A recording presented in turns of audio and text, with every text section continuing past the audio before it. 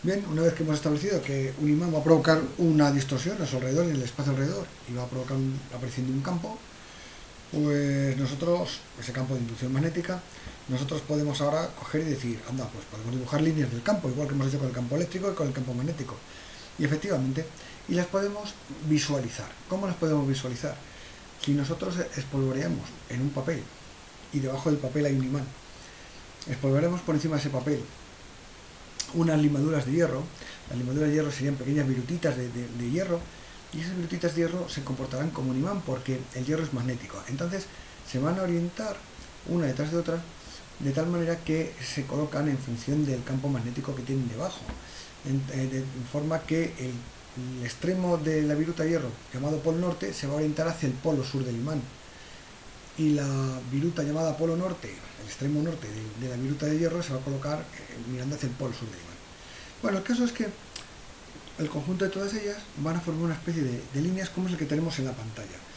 En este caso lo que nosotros tendríamos que estimar, aunque lo hemos puesto ahí es para que se resalte, estaría debajo del papel. Y nosotros encima de un papel en blanco tendríamos las virutas.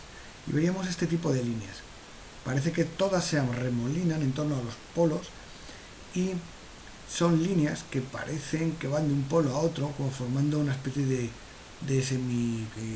círculos, no sé decir, si semióvalos de un lado a otro, ¿no?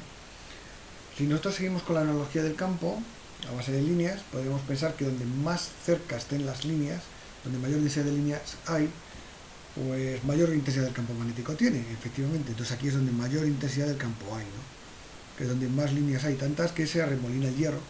Recordemos que estas líneas están formadas, estas no están dibujadas, son virutas de hierro colocadas una detrás de otra por efecto del campo magnético.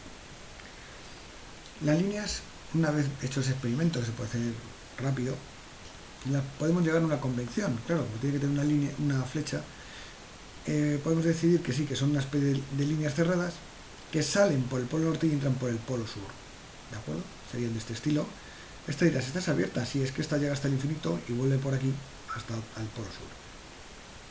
En el caso de un imán de herradura, pues lo que va a pasar es que son líneas que vienen del norte al sur y por la armadura del hierro y vuelven a llevar al norte.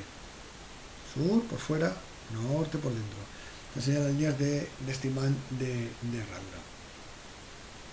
Aquí tenemos diferentes configuraciones. Cuando tenemos dos imanes cerca unos de otros, podemos ver cómo estas líneas conectan un polo norte con un polo sur. Aquí. Les repito, estas líneas están formadas aquí. En esta foto es líneas formadas por limaduras de hierro. Y aquí ya están dibujadas, ¿no? Fijémonos cómo el polo sur con el polo sur las líneas se repelen, dejando una zona donde no va a haber campo magnético, o el campo magnético se anula, el de un imán con el del otro, y da un resultado cero. En cambio aquí, por ejemplo, no. Cuando está norte con sur, se produce un aumento de la interacción magnética en esta zona. Bien, estas líneas del campo nos van a permitir, por supuesto, aplicar un teorema de Gauss. Vamos a aplicarle el teorema de Gauss de una manera muy simple. Nosotros sabemos que el flujo es el número de líneas que atraviesa una superficie, y el teorema de Gauss hace referencia al número de líneas que atraviesa una superficie cerrada. Bien, si nosotros dibujamos una superficie cerrada, por ejemplo esa línea amarilla, no es muy difícil, intento hasta el imán, comprobar que el número de líneas que entran y el que salen de esa línea amarilla es el mismo, es decir, que el flujo vale cero, porque si entran 20 líneas, salen otras 20 líneas, resultado cero. ¿Eso qué querrá decir? Pues que no hay fuentes del campo.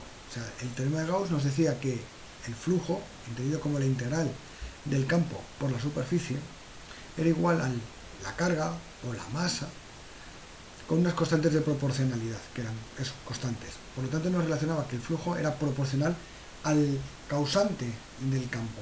Si era el campo gravitatorio, era la masa. Si era el campo eléctrico, era el campo en la carga. Es decir, por ejemplo, teníamos que E por diferencial de S era la carga neta que está encerrada dentro de la superficie, partido por epsilon sub 0.